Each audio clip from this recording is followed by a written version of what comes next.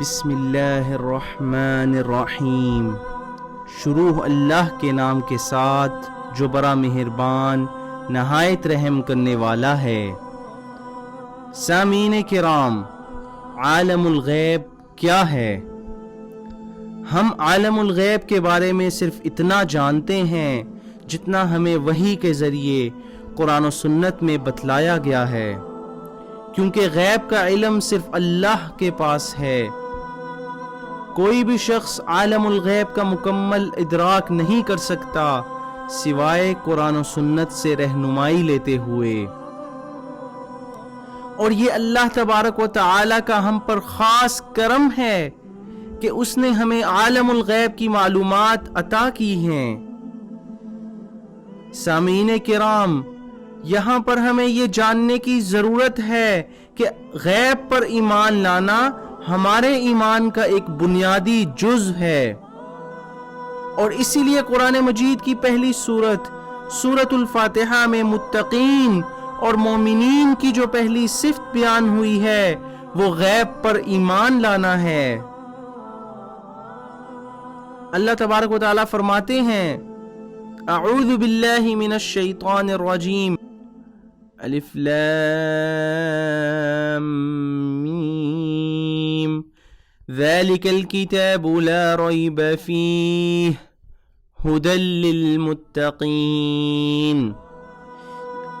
یہ وہ کتاب ہے جس میں کوئی شک و شبہ نہیں، اور یہ ہدایت ہے متقین کے لیے، وہ لوگ جو غیب پر ایمان لاتے ہیں۔ یقیناً قرآن کی حقانیت اور سچائی میں کوئی شک و شبہ نہیں، اور نہ ہی قرآن میں بیان کی گئی کسی بات میں شک و شبہ ہے، اور مومنین وہ ہیں جو غیب پر ایمان لاتے ہیں۔ اللہ پر ایمان لانے کا مطلب یہ ہے کہ جو کچھ بھی اللہ نے قرآن میں بیان کیا ہے اس سب پر ایمان لایا جائے۔ یہاں پر یہ کہنا بہت ضروری ہے کہ غیب پر ایمان لانے کی اصطلاح بہت وسیع ہے۔ اس اصطلاح کا پہلا حصہ اللہ پر ایمان لانا ہے، کیونکہ ہم اللہ کو نہیں دیکھ سکتے، لہٰذا اللہ پر ایمان لانا بھی غیب پر ایمان لانا ہے۔ اور جیسا کہ اگر آپ اسلام کے بنیادی ارکان کو دیکھیں تو وہ سب کے سب غیب پر ایمان لانے کی اصطلاح میں شامل ہے۔ حدیث میں آتا ہے ان تؤمن باللہ، کہ تم اللہ پر ایمان لاؤ، اور اس کے فرشتوں پر ایمان لاؤ، اور اس کی کتابوں پر ایمان لاؤ، اور اس کے رسولوں پر، اور ہر اچھی بری تقدیر پر، اور موت کے بعد اٹھائے جانے پر ایمان لاؤ۔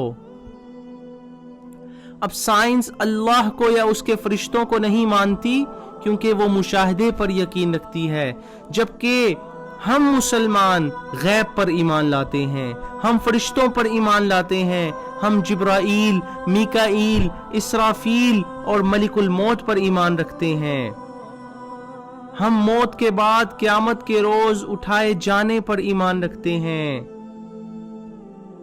سامعین کرام، غیب پر ایمان لانے کا مطلب جنات کے وجود پر بھی ایمان لانا ہے، کیونکہ اللہ نے جنات کے وجود کو قرآن میں ثابت کیا ہے، لہٰذا ہم اس پر بھی ایمان لاتے ہیں۔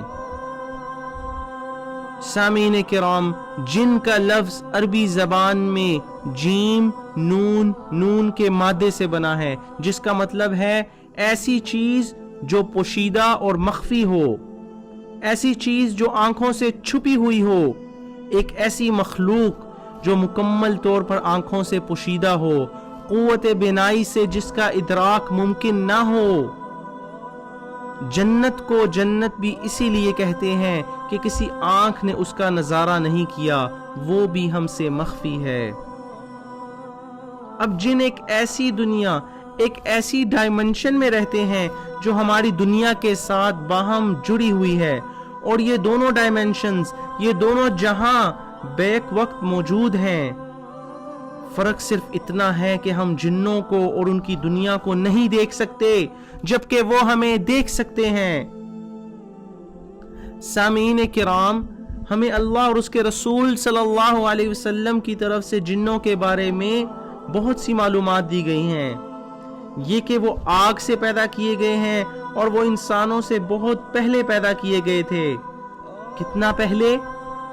اس کا علم صرف اللہ کے پاس ہے، اور ان کو دنیا کی بادشاہت اور خلافت عطا کی گئی تھی، یعنی جیسے آج زمین کی کنجیاں اور بادشاہت انسان کے پاس ہے، انسان جیسے چاہتا ہے زمین کے خزانوں میں تصرف کرتا ہے، زمین پر حکومت کرتا ہے، اسی طرح انسانوں کی تخلیق سے پہلے جن دنیا کے سیاہ و سفید کے مالک تھے۔ اللہ نے انسانوں کی طرح جنوں کو بھی اپنی عبادت کے لیے اور امتحان کے لیے پیدا کیا تھا۔ ایک حدیث میں آتا ہے کہ فرشتے نور سے، روشنی سے پیدا کیے گئے ہیں اور جنات آگ کے شعلے سے پیدا کیے گئے ہیں، جبکہ ہم انسان مٹی کے گارے سے بنائے گئے ہیں۔ ہماری خلقت اور جنات کی خلقت میں بہت بڑا بنیادی فرق ہے، اور چونکہ وہ آگ سے پیدا کیے گئے ہیں لہٰذا وہ اڑ بھی سکتے ہیں اور انتہائی تیزی سے حرکت اور سفر کر سکتے ہیں۔ اللہ تبارک و تعالی قرآن مجید کی سورۃ الحجر میں آیت نمبر 26 اور 27 میں فرماتے ہیں وَلَقَدْ خَلَقْنَا الْإِنسَانَ مِنْ صَلْصَالٍ مِّنْ حَمَإٍ مَّسْنُونٍ وَالْجَانَّ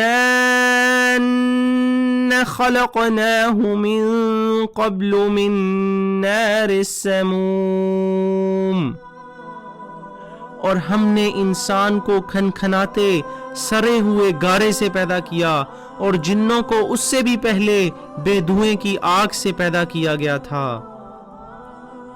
سامعین کرام، قرآن میں جنوں کی خلقت کے مادے کے لیے نار السموم کا لفظ آیا ہے۔ سموم سے دو معنی مراد لیے جاتے ہیں۔ پہلا معنی ہے بغیر دھوئیں کی آگ، اور دوسرا معنی حضرت عبداللہ ابن عباس رضی اللہ عنہ سے منقول ہے کہ سموم کا مطلب آگ کے کنارے ہیں، یعنی آگ کے کناروں پر جو آپ مختلف رنگ دیکھتے ہیں ان شعلوں سے جنات کو پیدا کیا گیا ہے۔ سامعین کرام، جنات تخلیق شدہ مخلوق ہیں، یعنی جس طرح اللہ نے چرند پرند حیوانات کو پیدا کیا اسی طرح جنات بھی اللہ کی مخلوق ہیں۔ فرق صرف اتنا ہے کہ انسانوں کی طرح جنات بھی عقل و شعور رکھتے ہیں، مانا کہ ان کا عقل و شعور انسان کے درجے کا نہیں، لیکن اس معاملے میں وہ دیگر جانداروں سے افضل ہیں، اور اسی لیے وہ مکلف ہیں، یعنی ان کے اقوال و اعمال کا روز قیامت انسانوں کی ہی طرح محاسبہ کیا جائے گا، اور انسانوں کی ہی طرح انہیں اپنے اعمال کا اختیار یعنی فری ول عطا کی گئی ہے۔ انسانوں کی ہی طرح جنات کھاتے ہیں، پیتے ہیں، شادی کرتے ہیں اور اپنی نسل بڑھاتے ہیں۔ بہت سے معاملات میں انسان اور جنات کے درمیان بہت سی چیزیں مشترکہ ہیں۔ اب یہ سوال کہ اللہ نے ان کو آگ سے کیسے پیدا کیا اور اس آگ کے شعلے نے ایک عقل و شعور رکھنے والی مخلوق کی شکل کیسے اختیار کی، اس کا علم صرف اللہ کے پاس ہے۔ سامعین کرام، اگر آپ کو ہماری آج کی ویڈیو اچھی لگی تو اسے ضرور لائک کریں، شیئر کریں اور ہمارے اس چینل کو سبسکرائب کریں۔ وعلیکم السلام ورحمۃ اللہ وبرکاتہ۔